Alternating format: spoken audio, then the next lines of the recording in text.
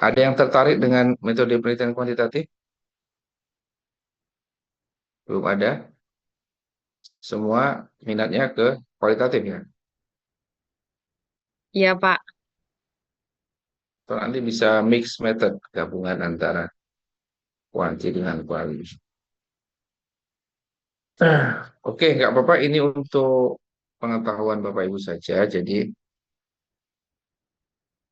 kalau tesisnya ngambilnya kualitatif, memang metode ini tidak digunakan ya. Tapi kalau Bapak Ibu menggunakan mix method atau metode kombinasi, maka metode kualitatif bisa menguatkan metode penelitian kualitatif yang sudah Bapak Ibu susun sebelumnya. Jadi ada kuanti dan ada kuali di dalam satu penelitian ya. Oke, sebelumnya Bapak Ibu sudah punya rencana untuk judul tesisnya belum ya? Berapa orang yang sudah Oh, punya? saya anu Pak, apa namanya? Ini mungkin lebih ke kuanti, Pak. Tapi Oh, malah belum kuanti ya. tahu juga sih, iya Pak. Rencana Temanya apa, Bu? judul. Temanya tentang apa? Rencana tentang apa? Iya, ini apa namanya? Terkait dengan karakter peduli lingkungan siswa, Bapak. Terpeduli lingkungan. Iya, Oke. jadi pengaruh manajemen kurikulum, kesiswaan, sarpras, dan budaya sekolah terhadap karakter peduli lingkungan siswa SMP di Kota Magelang.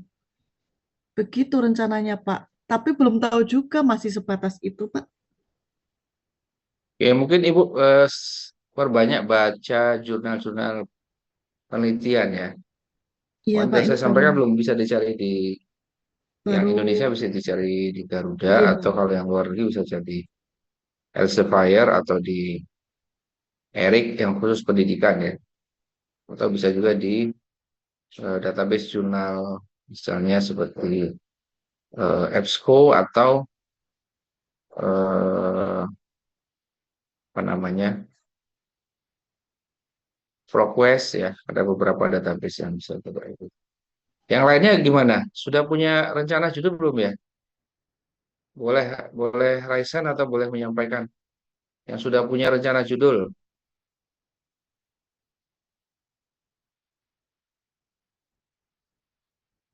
Belum ya? Belum ada. Yang kuantitatif selain Bu Retno ada lagi yang kuantitatif.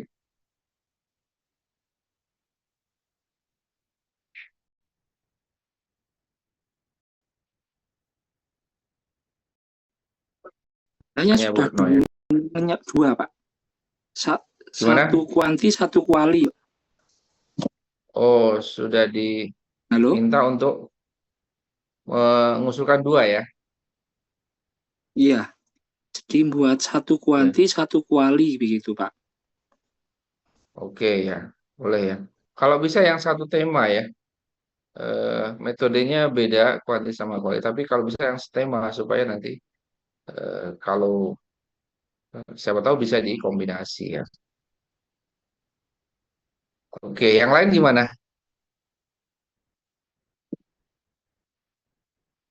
Yang lain belum ya? Ngereng-ngereng sedikit, Pak. Oke, Masih judul aja. oh iya. Oke, mungkin bisa segera ditentukan ya pilihannya. Nanti sambil jalan kan kalau menyusun proposal itu memang nggak bisa langsung jadi sekali. Memang ada prosesnya. Nah, kemarin kan kita sudah eh, membicarakan penawaran terkait dengan program hibah dari kementerian untuk program proposal tesis magister ya. Nah, ini tanggal 2 tanggal 28 besok itu sudah mulai upload proposalnya sampai tanggal 28 November.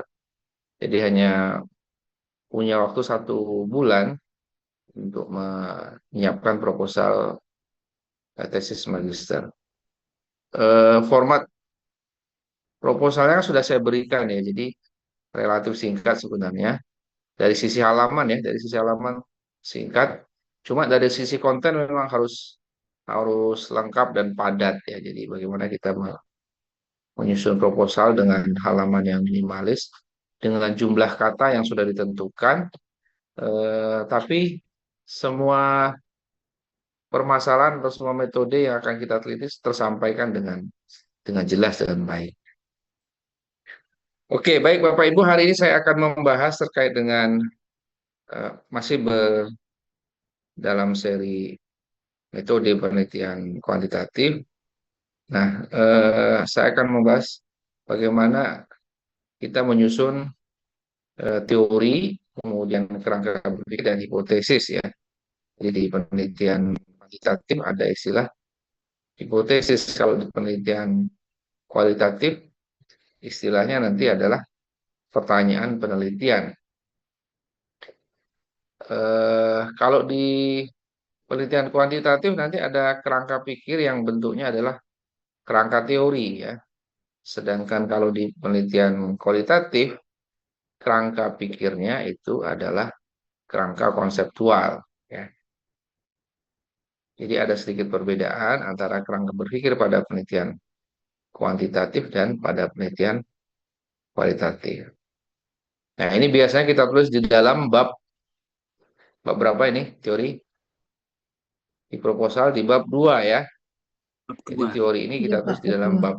bab 2 ya, teori, kerangka berpikir dan hipotesis. Nah, apa yang dimaksud dengan teori di dalam proposal atau dalam laporan tesis atau laporan penelitian? Jadi teori itu sebenarnya bukan hanya sekedar kumpulan kutipan-kutipan ya. Nah, selama ini masih sering ditemukan bab 2 yang ditulis oleh mahasiswa itu hanya sekedar kutipan-kutipan dari banyak sumber ya. Jadi diambil, terus dipaste, diambil, dipaste. Tapi tidak terlihat benang merah dari teori apa yang digunakan. Ya.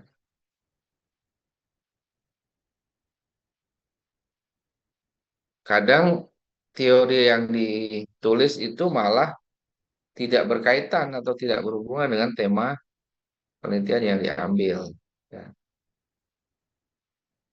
Nah, di dalam penelitian kuantitatif, teori ini menjadi dasar ya atau landasan untuk melaksanakan penelitian kuantitatif karena kemarin penelitian kuantitatif atau positivistik itu landasannya adalah pengujian teori. Apakah teori yang menyatakan hubungan antar dua variabel itu terbukti secara empirik atau tidak melalui penelitian. Ya.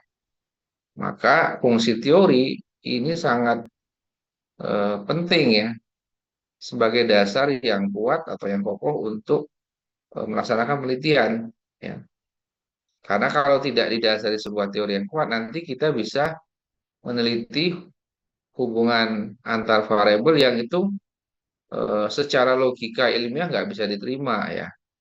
Contoh yang sering saya sampaikan misalnya kita meneliti hubungan warna baju guru dengan prestasi siswa gitu kan. Nah itu kan nggak bisa dijelaskan secara logis dan juga tidak ada teori yang melandasinya. Ya. Jadi teori ini adalah kumpulan dari eh, generalisasi yang digunakan untuk menjelaskan fenomena. Ya. Jadi ada sebuah fenomena, misalnya fenomena kenakalan remaja, ya atau eh, perubahan karakter siswa, ya. Itu secara teori bisa dijelaskan apa teori yang bisa menjelaskan perilaku perubahan perilaku siswa itu. Nah, itu yang ditulis ya di dalam bab 2 ya.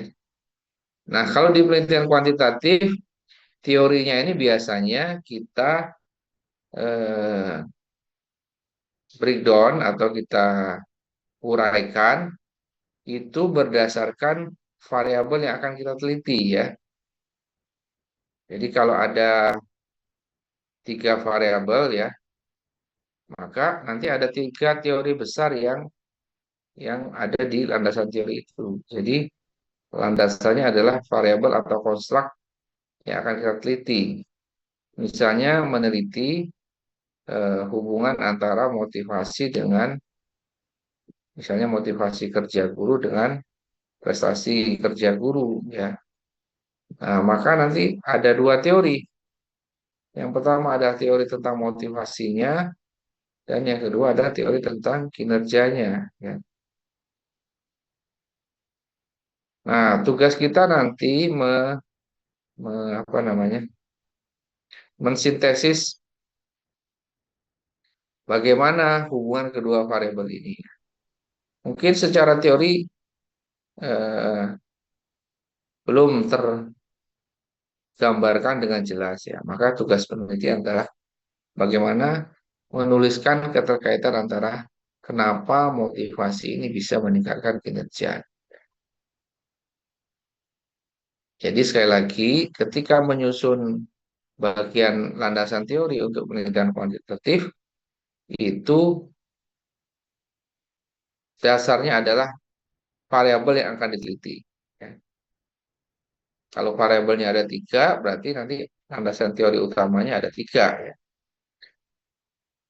Nah, mengapa dasarnya variabel? Karena nanti hubungan antar variabel itu yang akan kita buktikan ya. Nah, hubungan antar variabel itu kan nanti kita susun dalam sebuah hipotesis ya.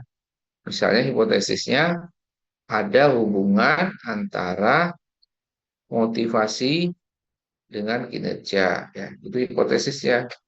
Karena secara teori memang menunjukkan motivasi ada hubungan dengan kinerja.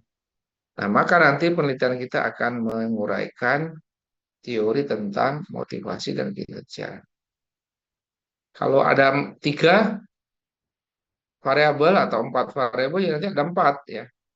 Kalau tiga ya tiga. Minimal ya, boleh lebih. Jadi kalau eh, variabelnya ada tiga, mungkin nanti ditambah variabel atau faktor lain yang sebenarnya ikut mempengaruhi kinerja, tapi tidak kita teliti ya. Nah, itu bisa menjadi pembanding atau penjelasan tambahan. Nah, fungsi yang kedua, variabel yang kita sintesis atau kita uraikan dalam bab 2 itu nanti fungsi yang kedua adalah sebagai dasar untuk membuat instrumen. Nah, ini yang kedua. Oh, sorry, yang ketiga berarti ya. Yang pertama tadi dasar dalam menguraikan adalah jumlah variabelnya, kemudian yang kedua sebagai dasar untuk merumuskan hipotesis, dan yang ketiga sebagai dasar untuk menyusun instrumen penelitian. Ya. Jadi nanti dari definisi, indikator, maka kita akan mendapatkan eh, dimensi ya. Dimensi itu artinya faktor-faktor yang membentuk motivasi. Jadi motivasi ini terbentuk karena apa aspeknya ya. Nah, dimensi atau aspek. Ada berapa aspeknya? Misalnya ada tiga atau ada lima. Ya. Nah, aspek-aspek yang membentuk motivasi inilah yang nanti kita jadikan sebagai instrumen atau alat ukur. Ya. Biasanya bentuknya kuesioner ya, Mau berbentuk duit apa kuesioner. orang apa Nah, awake dhewe ngalah. Kok kira no awake dhewe sing ngalah ya aja bener piye.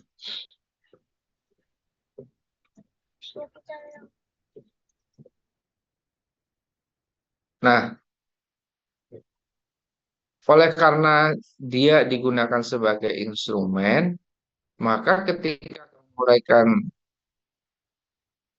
variabel atau teori-teori dari variabel yang diteliti itu harus lengkap. Ya. Kemudian harus dari berbagai sumber ya, nggak boleh hanya satu sumber. Ya paling nggak tiga atau empat. Kenapa harus banyak? Karena nanti bisa kita temukan, misalnya kita menuliskan teori tentang motivasi. Ada banyak ahli ya. ada banyak ahli yang mencetuskan teori motivasi. Teori motivasi sebenarnya ada banyak ya. Ada dari yang paling terkenal itu adalah teori motivasi dari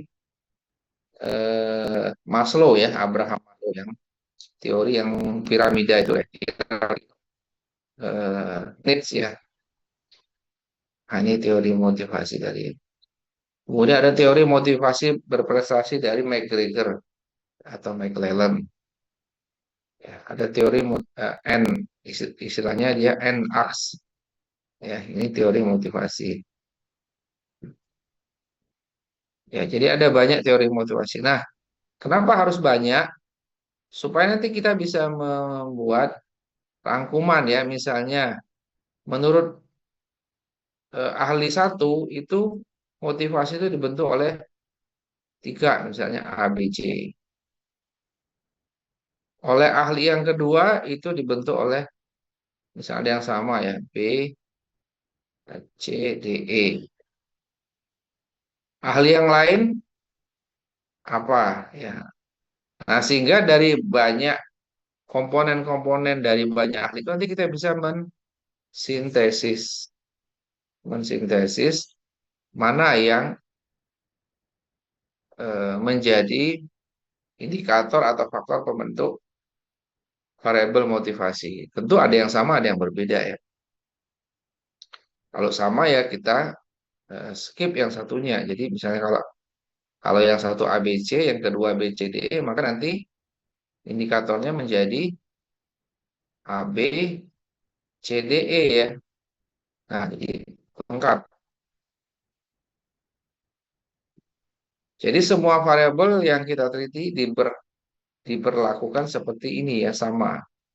Jadi dicari dari beberapa literatur terkait dengan konsep atau teori dari variabel tersebut, kemudian diuraikan dan disintesis ya, dicari eh, kesamaannya sehingga nanti kita mempunyai definisi operasional namanya ya.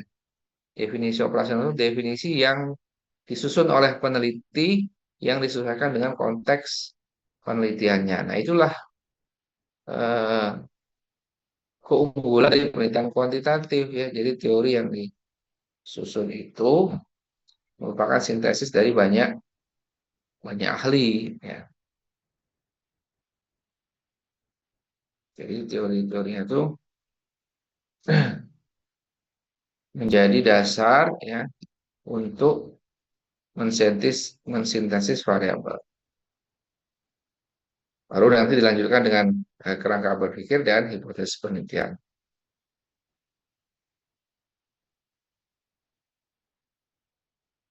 Ya, ini tadi yang saya sampaikan. Jadi dari konsep variabel-variabel itulah yang nanti akan kita jadikan indikator untuk menyusun item-item pertanyaan. Jadi butir-butir pertanyaan yang kita susun dalam kuesioner ya. Nah, utamanya instrumennya agak kuesioner, walaupun bisa saja menggunakan instrumen yang lain, misalnya hasil observasi. Tapi kalau observasi kan tidak bisa di relatif ya, tidak bisa diukur secara presisi.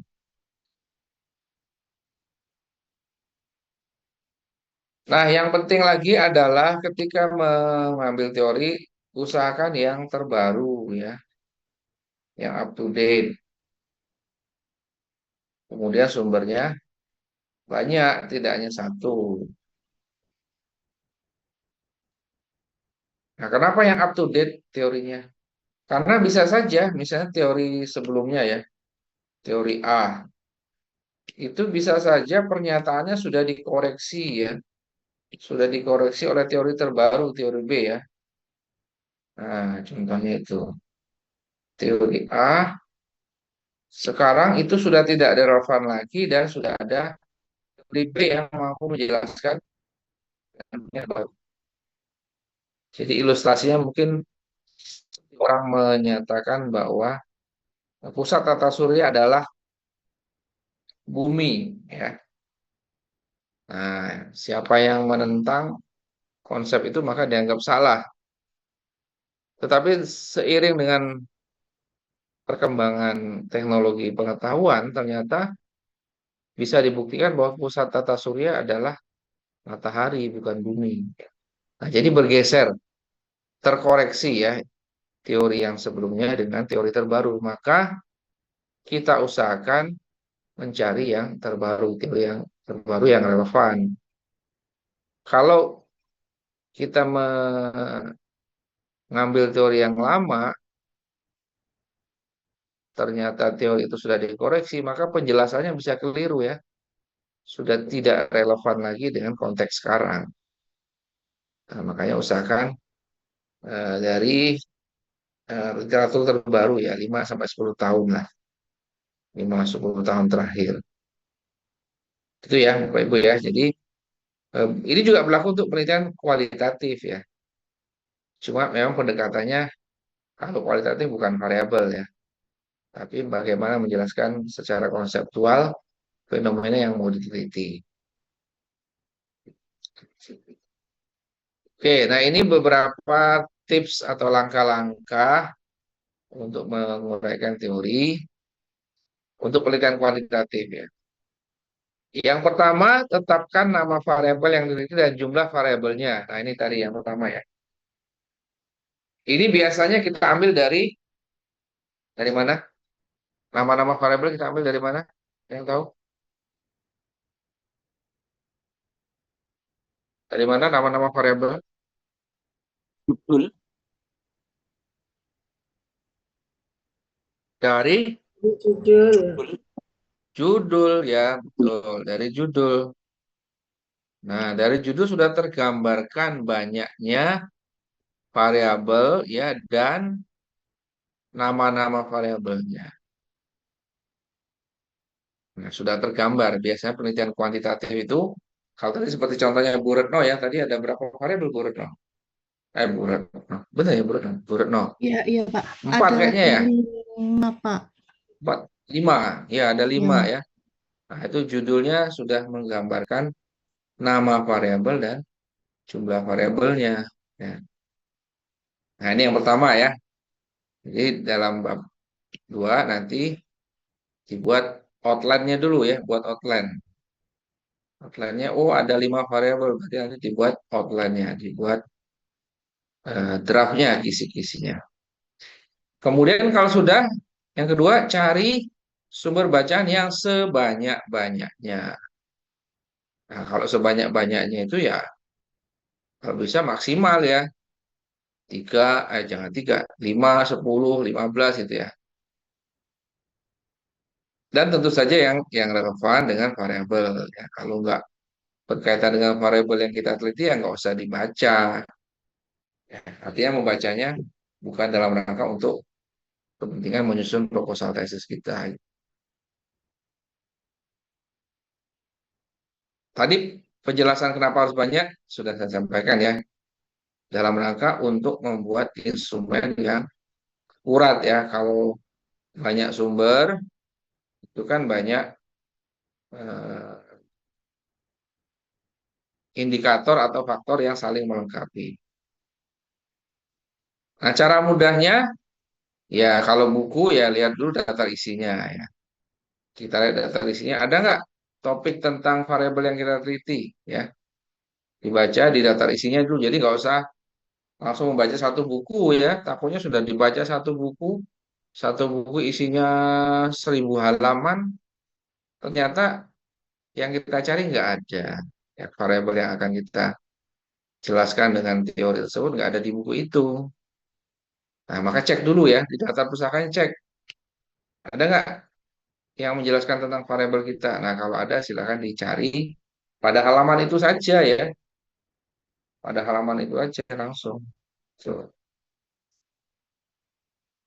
Nah, oleh karena setiap buku itu pasti menjelaskannya kan spesifik ya. Misal tentang motivasi, hanya motivasi. Eh, yang dijelaskan hanya motivasi. Dari sekian banyak isi bukunya gitu loh. Nah, makanya supaya lengkap harus sumbernya yang kita perbanyak. Kemudian cari definisi dari setiap variabel yang ketitip pada setiap sumber bacaan, kemudian dibandingkan antara satu dengan sumber yang lain dan pilih definisi yang paling sesuai. Ya. Nah, ini biasanya kan di bab 2, misalnya variabel motivasi kerja, maka di bagian A-nya kita tuliskan definisi motivasi gitu kan. Ya, misalnya kalau sini A besar motivasi, kemudian di bawahnya ada satu definisi, kemudian dua dimensi, tiga apa, ya. Nah, ketika di bagian definisi ini, maka diambil dari banyak sumber, jangan satu definisi ya. Nah, kalau sudah menuliskan dari banyak sumber, nanti dipahami kira-kira yang paling mendekati dengan penelitian kita, itu definisi menurut siapa. Atau bisa juga kita menggabungkan dari banyak sumber ini menjadi satu definisi baru yang paling sesuai, paling relevan dengan penelitian kita, ya. Jadi boleh dari banyak sumber dipilih salah satu, atau boleh dari banyak sumber dipilih salah dua apa salah tiga, ya. Kemudian tentu diparafrase menggunakan bahasa sendiri ya. Nah, jadi dalam bab teori jangan kopas ya. Nah, kalau kopas nanti pas mau ujian repot karena nanti similarity-nya pasti tinggi. Kemiripannya pasti tinggi, rata-rata di atas 40%, 50, 60%. Kalau Bapak Ibu hanya kopas. Apalagi kalau hampir semua isi tesis Bapak kopas. Bapak Ibu kopas ya. Kopas-kopas semua nanti bisa 90% similarity-nya. Nggak layak menjadi karya ilmiah ya. Nah, ini juga berlaku untuk penelitian kualitatif ya. Tidak hanya di kopas, tapi dipahami dulu maksudnya apa, baru ditulis ulang dengan bahasa kita sendiri, ya. Namanya parafrase. Jadi parafrase itu tidak hanya mengubah kata atau beberapa kata, ya. Misalnya nih ya nomor satu, misalnya ini dianggap kutipan gitu ya. Atau kita anggap kutipan, terus nanti yang kita rubah supaya beda, oh variabelnya saya ganti dengan konstrak gitu ya. Variabelnya saya ganti dengan istilah konstrak. Nah, itu akan tetap terdeteksi karena pola kata-kata dalam sumber aslinya ini sudah terbaca polanya oleh mesin ya. Sehingga kalau kita hanya merubah satu kata saja, ini ya kita ganti dengan konstrak misalnya. Ini yang lain sudah terbaca polanya. Jadi dianggap yang lain masih sama, yang beda hanya satu kata ini. Nah, itulah kenapa harus diparafrase ya. Kita membuat kalimat baru yang maknanya sama persis dengan makna dari sumbernya. Itu apa definisi dari memparafrase. Tidak mengubah kata per kata, ya, tapi membaca isi kutipannya, kemudian memahaminya, baru menuliskan ulang dengan bahasa sendiri. Nih yang keempat, yang ke berikutnya tips yang dalam menyusun teori adalah,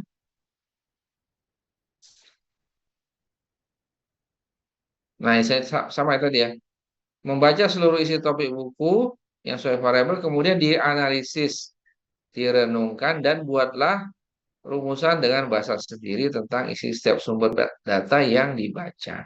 Ya.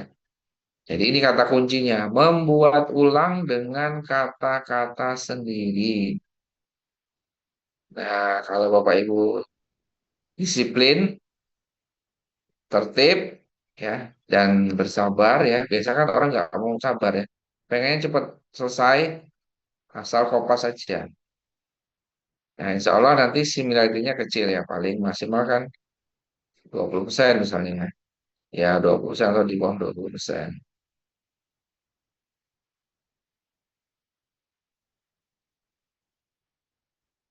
Nah, ini sudah saya coba ya, sudah saya uji ketika mengerjakan disertasi ya. Jadi langkah-langkah ini saya lakukan ya ketika menyusun disertasi, dan ketika dicek similarity-nya itu hanya sekali saja saya udah lolos ya. Padahal ada berapa halaman itu ya? Mungkin 300 halaman dari bab 1 sampai kesimpulan. Itu sekali uji sudah lolos, bisa lolos. Nah, banyak orang yang tidak, dan tidak mudah juga untuk lolos ya. Banyak orang menguji Turnitinnya atau kemiripannya itu lebih dari sekali, ada yang 2 kali, 3 kali, ya. Ada yang 4 kali. Ya, karena langkahnya tidak sistematis ya. Mungkin hanya langsung kopas, kopas, kopas, semua sumber dikopas persis. Nah, ketika dicek sudah jadi naskah tesisnya, nah, besar sekali similarity-nya, kesamaannya. Itu ya. Yang berikutnya, nah ini yang penting ya. Cantumkan semua sumber yang kita kutip, yang kita ambil. Ya. Jadi walaupun di parafrase, tapi itu sebenarnya kan ide awalnya dari sumber yang kita ambil ya, dari buku, dari jurnal. Nah itu harus diberikan sumbernya, misalnya nama orangnya, kemudian tahunnya ya, nama orang siapa, Ahmad misalnya, ya. Selalu dicantumkan walaupun itu kita parafrase. Tetap karena idenya ide orang lain ya. Kita hanya membahasakan ulang saja. Makanya tetap harus dicantumkan Sumbernya. sumbernya ya. Oke. Izin Pak. Kemudian ya, monggo. Nggih, Siapa? mohon maaf Pak, izin bertanya, saya Retno. Gini Pak, tadi dari penjelasan Bapak terkait dengan memparafrase itu ya Pak ya, istilahnya kan ada teori yang sudah disampaikan oleh tokoh-tokoh kayak gitu yang kita akan ambil sebagai bahan teori di tesis kita. Nah, itu setiap kali ya Pak ya. Jadi setiap kali kita mengambil kayak gitu diparafrase dulu gitu Pak ya. Iya, setiap paragraf itu hasil parafrase. Setiap Hmm. kalimat, setiap paragraf ya. Oh iya Pak. Itu Baik Bu. Pak, terima kasih. Nggih, Pak. Ya. Termasuk undang-undang ya. Biasanya kan yang ini juga sering banyak nih. Undang-undang itu dituliskan satu pasal lengkap. Satu pasal 5 ayat tulis semua jejer-jejer gitu ya. Dijejer-jejer, pasal-pasalnya dikutip semua. Itu otomatis nanti terdeteksi similarity. Yang mending kita baca semua pasal tertentu itu, kemudian kita maknai maksud dari pasal itu apa sih? Ya, misalnya Bapak Ibu mengutip undang-undang ya, undang-undang atau peraturan menteri atau apapun yang berkaitan dengan instrumen hukum. Nah, itu sebaiknya tetap diparafrase. Jadi disebutkan menurut undang-undang ini, pasal ini menyatakan bahwa, nah itu menyatakan bahwanya itu sudah dalam bentuk hasil parafrase. Begitu Bu. Jadi memang harus setiap kalimat, setiap paragraf itu hasil parafrase dari peneliti ya. Iya, Tuh. Pak. Dan itu nanti uji turnitinya di akhir gitu Pak ya. Maksudnya sekalian satu Ya program boleh gitu. kalau Bapak Ibu punya alatnya, karena ada juga yang dijual bebas tuh, yang jual harian atau mingguan masa berlakunya. Ya boleh aja, misalnya Bapak Ibu sudah dapat bab 1 nih, dapat bab 1 kemudian dicek sendiri. Nah, dicek kemudian dilihat sudah di bawah 20% atau di bawah 30% atau masih tinggi ya. Sudah pernah lihat ya hasil Turnitin? Siapa yang belum pernah lihat hasil Turnitin? Bentuk hasil Turnitin seperti apa?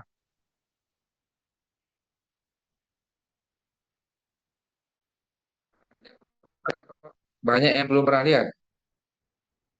Belum Pak. Belum. Belum pernah lihat Belum, ya. Bapak. Oke. Ya, saya tunjukkan ya hasil pengecekan Turnitin itu bentuknya seperti ini.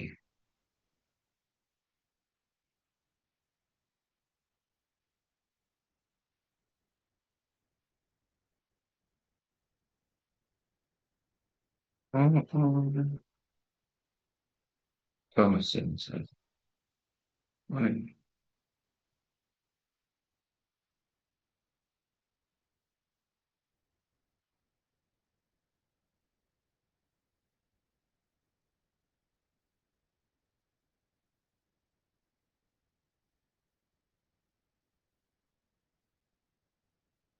Jadi nanti cara kerjanya itu file, file proposal atau file tesis kita dimasukkan ke aplikasinya, diupload di aplikasinya, kemudian aplikasinya akan membaca, menganalisis.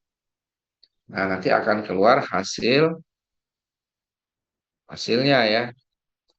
Contohnya,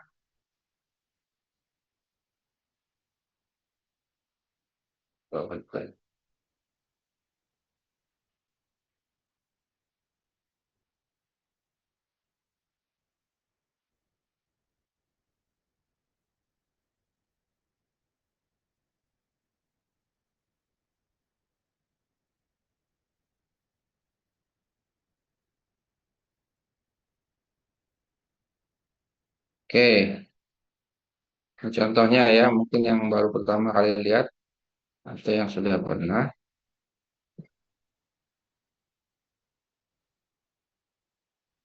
Sudah ya. Baru proses, Pak. Nah, ini adalah belum. Sudah, Pak. Sudah, Pak. Sudah, Pak.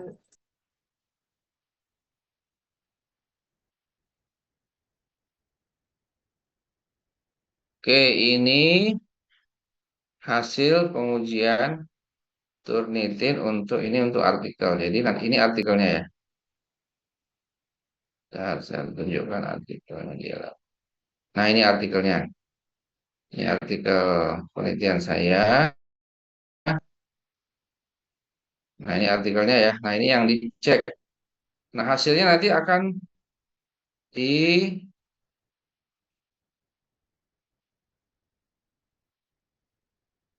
ditulis di sini. Nah, ini hasilnya. Ini kesimpulannya ya. Kesimpulannya ini hasil similarity-nya 17% ya. 17%. Nah, nanti kita bisa melihat 17% ini pada bagian mana saja yang terdeteksi mirip ya. Nanti di bawahnya sini akan ada penjelasannya ini ya. Nah, ini. Oh, ada yang diambil dari sini 1%, diambil dari sini ya kurang dari 1%. Nah, ini. Jadi sumber-sumber yang dari internet itu kita bisa lihat ada kemiripan dengan tesis atau artikel kita ya. Nah, ini kalau di jumlah tidak boleh lebih dari 30% kalau untuk tesis ya. Syaratnya 30% kalau tesis ya. Kalau artikel itu ada yang mensyaratkan 20%. Nah, nanti di artikelnya itu terlihat bagian mana yang mirip. Nah, ini ya. Jadi yang di blog itu artinya mirip. Artinya ini ada tulisan orang lain yang persis seperti yang di blog ini. Jadi ya. Nah, ini tapi blognya ini kan tidak utuh satu paragraf ya. Nah, kebetulan ini kecil ya, mungkin saya kasih ada contoh. Nah, ini misalnya ya. Nah, ini kan satu paragraf hampir terblok semua ya. Jadi parafrasenya ini masih belum sempurna ini. Aduh, kok hilang. Nah, kalau Bapak Ibu nggak parafrase itu bloknya full merah atau biru. Nah, secara ya, ada yang ngeblok mana? Nah, ini ya. Nih, Nah, ini satu paragraf hampir terblok ya, hampir terblok. Jadi ini mungkin saya ada bagian-bagian tertentu yang mungkin sudah lelah. Saya ganti beberapa kata saja. Ini yang saya sampaikan tadi. Jadi kalau parafrase itu bukan hanya mengganti sinonim katanya yang ada di satu kalimat tuh, satu atau dua kata kita ganti dengan sinonimnya. Tetap terdeteksi. Nah, ini contohnya ini. Nah, apalagi kalau Bapak Ibu copy paste bisa diblok warna, yaitu artinya semua merupakan tulisan yang sudah sama atau mirip dengan punya orang lain. Nanti lihat dari mana itu. Ini kan ada nomornya nih. Nah, nomornya kan sama dengan yang di atas tadi ya. Nomor ini menyatakan sumbernya. Ya. Nomor-nomor ini menyatakan sumbernya. Nah, begini Bapak Ibu, contohnya ya. Jadi usahakan memang dari awal sudah memparafrase supaya nanti nggak kerja dua kali ya. Ya boleh aja sih Bapak Ibu sekarang eh, misalnya minimalis lah parafrasenya.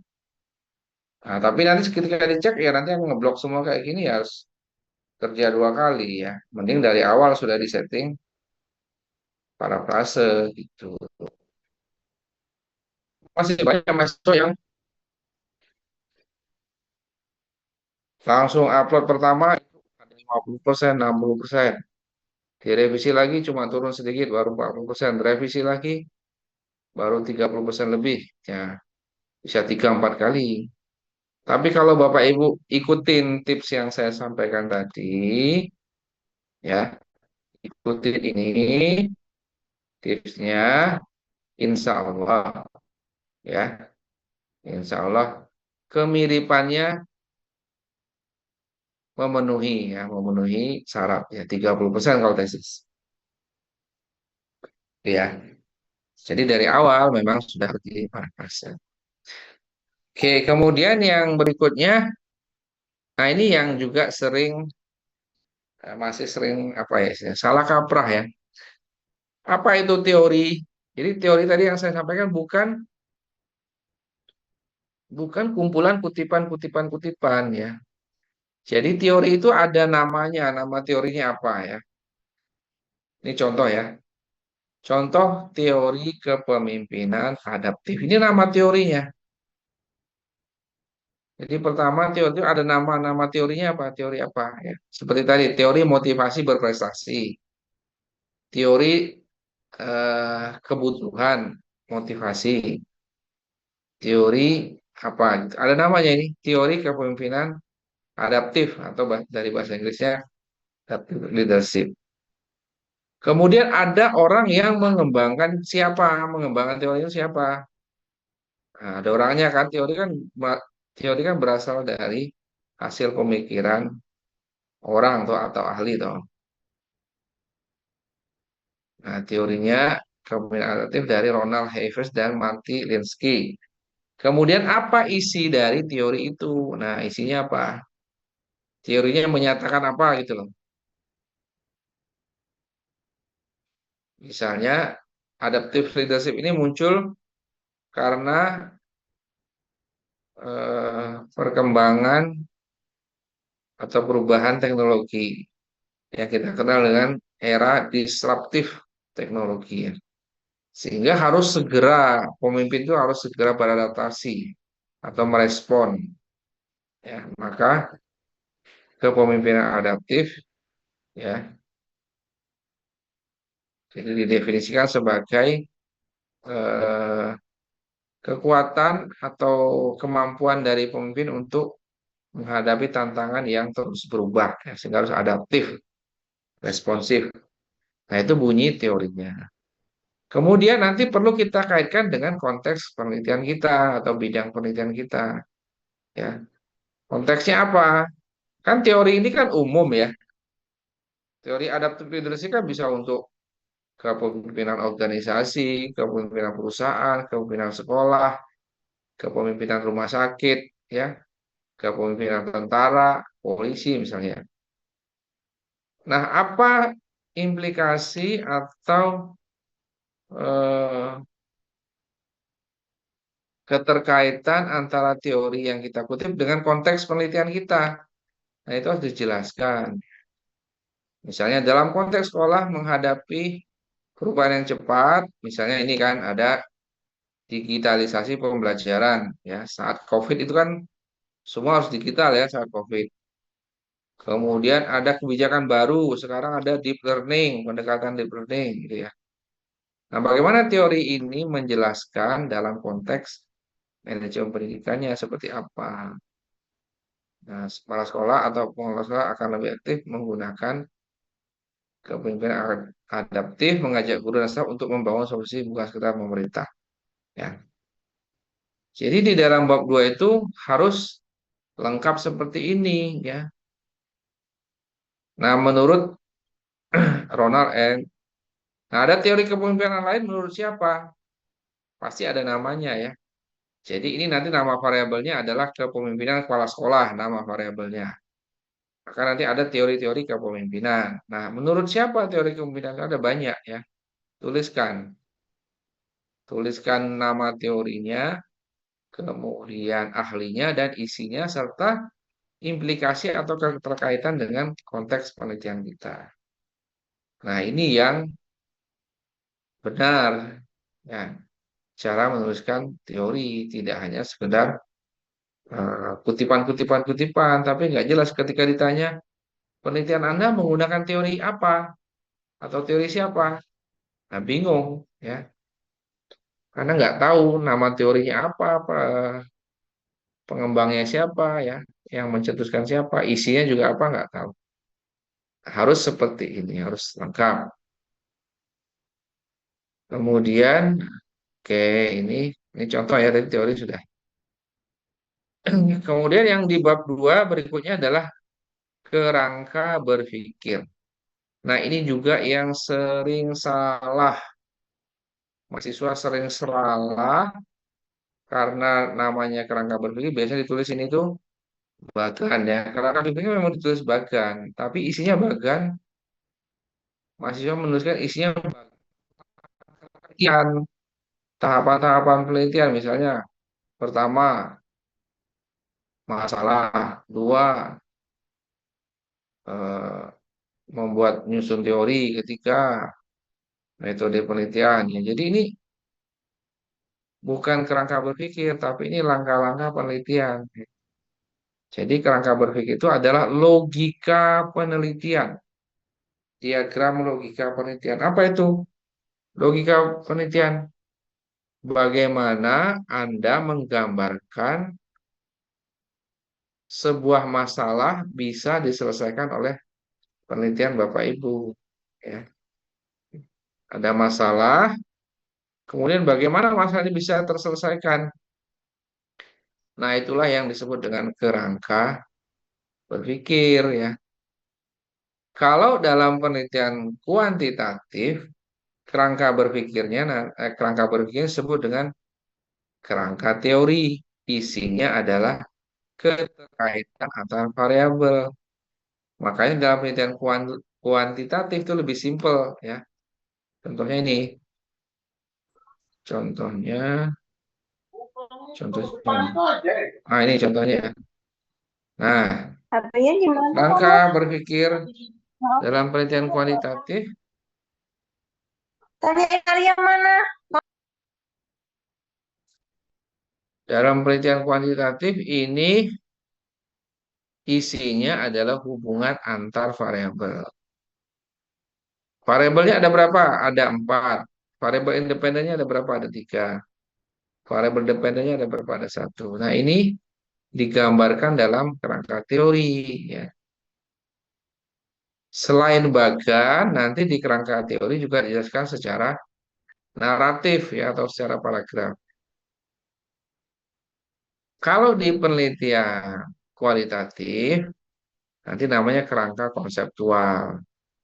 Kerangka konseptual itu ya tadi ya isinya adalah bagaimana sebuah masalah bisa diselesaikan ya penjelasannya kok bisa ya sebuah masalah, misalnya masalah eh, tadi siapa yang ambil kualitatif tadi?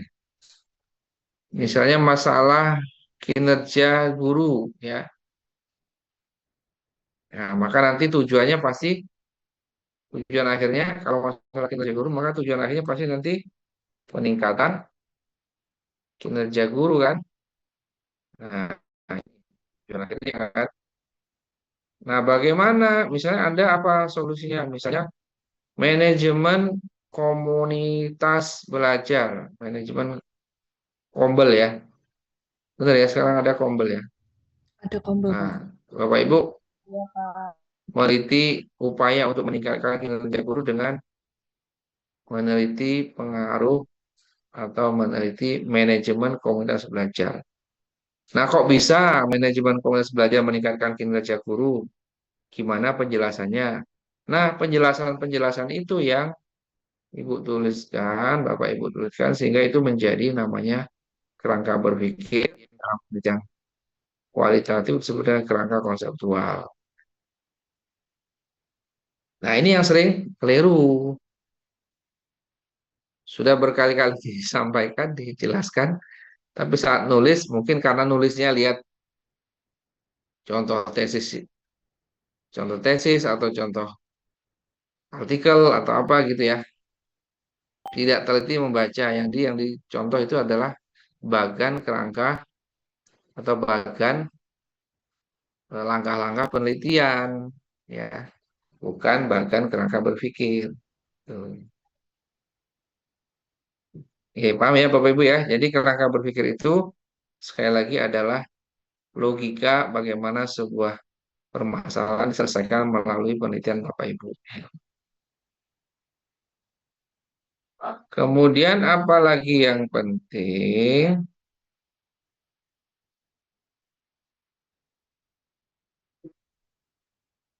Nah, ini ya. Di dalam kerangka berpikir, selain dalam bentuk bagan, nanti juga dituliskan dalam bentuk narasi atau penjelasan. Ya. Nah, penjelasannya harus dalam bentuk kalimat pernyataan, bukan lagi pertanyaan. Ya, tapi sudah dalam bentuk pernyataan. Sekurang-kurangnya terjadi ini kewajaran saja ya. Kalau penelitian kuantitatif, ya biasanya dimulai dengan kata diduga. Artinya memang itu baru pendugaan. Dan sudah tidak ada teori lagi ya. Kan tadi teori sudah di bagian landasan teori. Jadi di kerangka berpikir ini benar-benar bagaimana menurut Bapak Ibu, menurut peneliti ya, dalam rangka untuk menjawab rumusan masalah. Ya. Jadi kalau rumusan masalahnya ada tiga, maka nanti paling enggak ya tiga paragraf lah. Masing-masing rumusan ada satu paragraf penjelasan. Itu ya, kerangka berpikir. Kemudian, nah ini tadi hampir sama ya. Hampir sama tipsnya untuk menyusun kerangka berpikir. Tipsnya hampir sama dengan membuat landasan teori. Jadi yang pertama tentukan dulu variabelnya, ada pasti ya. Kemudian banyak baca buku. Dari banyak buku hasil penelitian itu diringkas, diambil yang paling berkaitan atau paling relevan ya. Nah, yang ketiga adalah hipotesis ya di penelitian kualitatif kita mengenal istilah hipotesis. Apa itu hipotesis? Apa itu hipotesis? Dugaan sementara. Ya, jawaban sementara atau dugaan sementara atau kesimpulan sementara atau pernyataan yang harus dibuktikan atau masih perlu dibuktikan gitu ya. Nah, perlu Bapak Ibu pahami di dalam bab 2 hipotesis itu yang dituliskan di dalam hipotesis penelitian itu adalah Kalau di hipotesis statistik kita mengenal H0, HA ya, masih ingat ya? Statistik ada H0, HA, masih ingat Bapak Ibu? Oke, Pak. Atau H0, H1. Nah, hipotesis penelitian itu yang HA atau H1. Jadi yang kalimat positifnya itu. Nah, ini yang dituliskan dalam hipotesis penelitian. Jadi H1 atau HA adalah hipotesis statistik ya. Dituliskan secara naratif berdasarkan kerangka pikir dan dasar teori ya. Misalnya tadi ya, ada hubungan, jadi bunyi hipotesisnya ada hubungan antara motivasi kerja dengan kinerja guru misalnya ya. Jadi yang dituliskan hipotesis penelitiannya itu adalah pernyataan H1 atau HA-nya. Hanya satu saja ya. Ini nggak perlu ditulis yang H0-nya. Kalau statistik kan harus ditulis semua ya. Kalau kemarin kita belajar statistik kan semua ditulis H0-nya apa, H1-nya apa. Oke. Nah, di hipotesis penelitian sudah nggak ada lagi kata diduga ya. Langsung pernyataannya tadi ada hubungan, ada pengaruh, ada perbedaan ya. Nggak boleh lagi ada ini ya.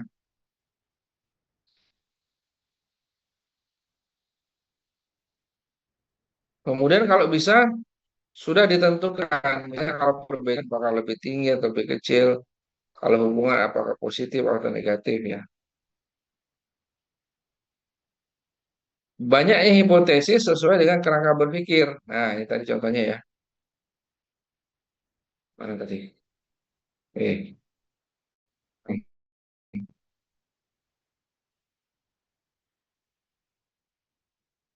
Iya,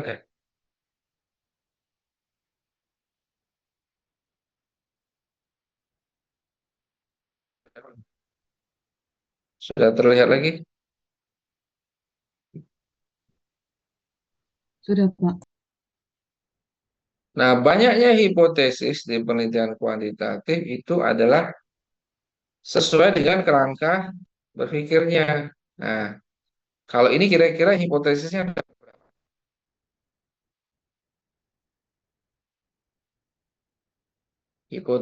ada berapa? Ada 3, Pak. Ada tiga ya. Jadi hipotesisnya ada tiga. Nanti rumusan masalahnya juga ada tiga ini. Satu, dua, tiga ya. Nah, jadi jumlah hipotesisnya tergantung dari kerangka berpikirnya. Tapi kalau nanti ada tambahan lagi, misalnya mau mencari hubungan secara bersama-sama, berarti hipotesisnya ada empat, ya. Tuh. Oke, terus lagi yang penting ini. Bapak izin bertanya. Oke, mau silakan. Tadi itu ada istilah kerangka teori dan kerangka berpikir, Bapak. Eh, Perbedaannya kata seperti Pak.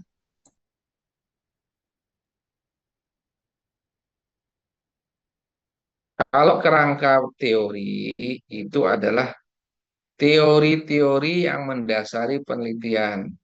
Di penelitian kuantitatif, teori-teori yang mendasari itu sama dengan teori yang menjelaskan variabel penelitian. Itu kerangka teori, ya. Dan harus ada nama teorinya apa? Siapa yang mencetuskan? Bunyi teorinya apa? Ya, itu kerangka teori.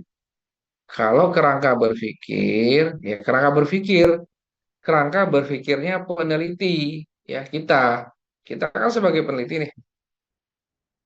Ya kerangka berpikir kita gimana? Nah, apa itu kerangka berpikir? Tadi saya sampaikan, kerangka berpikir itu adalah Logika. gambaran Iya. atau penjelasan bagaimana kita menyelesaikan sebuah masalah. Ini masalah.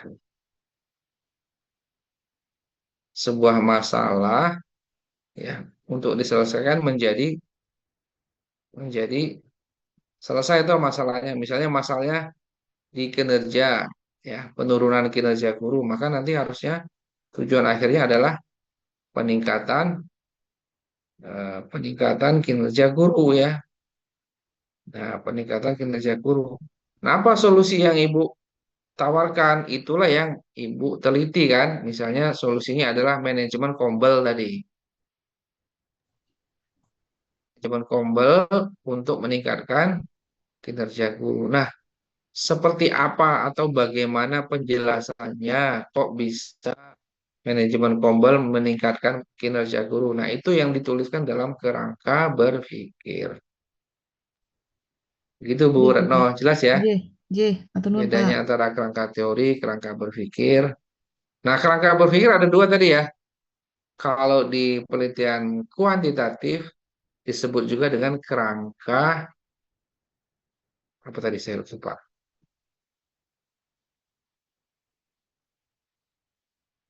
Kerangka teori ya. Ini mana tadi? Nah, ini ya kerangka teori. Tadi pertanyaan Ibu, beda kerangka teori dengan kerangka berpikir atau Kerangka kerangka teori, berpikir dengan landasan teori? kerangka teori dengan kerangka berpikir, Bapak. Oh, jadi Ibu menanyakan perbedaan kerangka berpikir dengan kerangka teori. Oke. Jadi kerangka berpikir itu tadi ya, bagaimana penjelasan sebuah permasalahan bisa diselesaikan menggunakan solusi dari penelitian Ibu. Nah, kerangka berpikir ini dalam penelitian kuantitatif disebut dengan kerangka teori. Dalam penelitian kuantitatif ya, tak pikir landasan teori, maaf. Tapi tadi Ibu menanyakan bedanya kerangka berpikir dengan landasan teori. Bukan, Pak. Dalam penelitian kualitatif disebut dengan kerangka konseptual. Itu sama-sama kerangka berpikir. Atau Bapak Ibu tulis kerangka berpikir. Artinya tidak perlu dituliskan kerangka teori, tapi langsung tuliskan kerangka berpikir juga nggak masalah. Ya, gitu loh.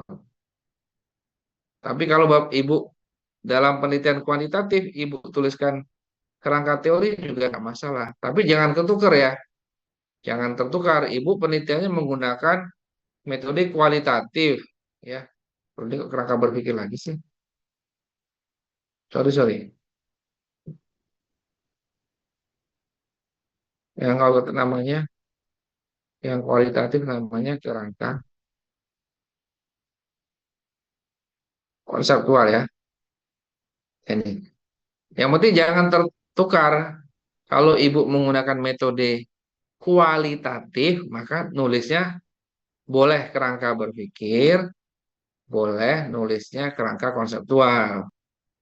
Tapi nggak boleh tulis kerangka teori ya, karena di penelitian kualitatif itu bukan berdasarkan teori, tapi nanti malah penelitian kualitatif itu yang akan menghasilkan teori. Maka di penelitian kualitatif disebut dengan kerangka konseptual. Itu Bu. Yes, Jadi Pak. kerangka berpikir itu dibagi dua istilah ya. Dua istilah untuk memudahkan saja sebenarnya. Tapi intinya ya ini kerangka berpikir, kerangka berpikir. Tapi ini lebih untuk penelitian kuantitatif, yang ini untuk penelitian kualitatif. Paham ya Bu ya? Tadi saya Iya, Pak. salah Paham, Pak. menangkap pertanyaannya Bu Retno. Baik, Pak. Terima kasih. Oke. Eh Berikutnya, ini terakhir ini. Sudah sampai hipotesis ya. Nah, ini contoh hipotesis. Contoh hipotesis ya. Nah, ini contoh hipotesis ya. Nah, hipotesis nanti ya ada asosiatif, hubungan, ada komparatif, perbedaan ya. Ada gabungan keduanya. Jadi sekali lagi contohnya tulis dalam bentuk kalimat pernyataan. Nah, ini. Nomor satu contohnya ya. Dalam bentuk kalimat pernyataan. Menunjukkan keterkaitan antar variabel. Berarti variabelnya ada berapa ini? Kepemimpinan dan motivasi kerja. Kalau bisa sudah ditentukan bentuk hubungannya, apakah positif atau negatif ya. Kalau pengaruh nomor dua misalnya, ditentukan bentuk pengaruhnya positif atau negatif. Nah ini contoh-contoh hipotesis. Kalau korelasi ganda, ada dua variabel X juga disebutkan. Variabel yang akan diuji ya secara simultannya disebutkan. Ini contoh yang hipotesis penelitian hubungan yang yang komparatif. Komparatif juga contohnya ini ya. Nah, dituliskan dalam bentuk kalimat pernyataan.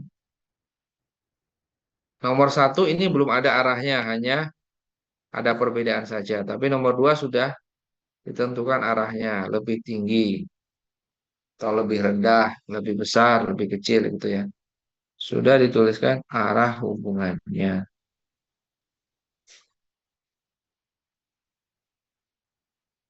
Nah, ini Bapak Ibu contoh hipotesis. Jadi di bab 2 dalam metode penelitian kuantitatif ada 3 ya isinya. Landasan teori, kerangka berpikir, dan hipotesis. Ya. Landasan teori atau teori, kerangka berpikir atau kerangka teori dalam penelitian kuantitatif ya. Dan yang ketiga hipotesis. Nah, 3 ini isinya untuk bab 2 di penelitian kuantitatif. Oke, sampai di sini masih ada yang bingung atau mau bertanya atau berdiskusi tentang rencana tesisnya, monggo saya persilahkan. Kalau ada ya. Recording stopped. Nanti rekamannya saya share.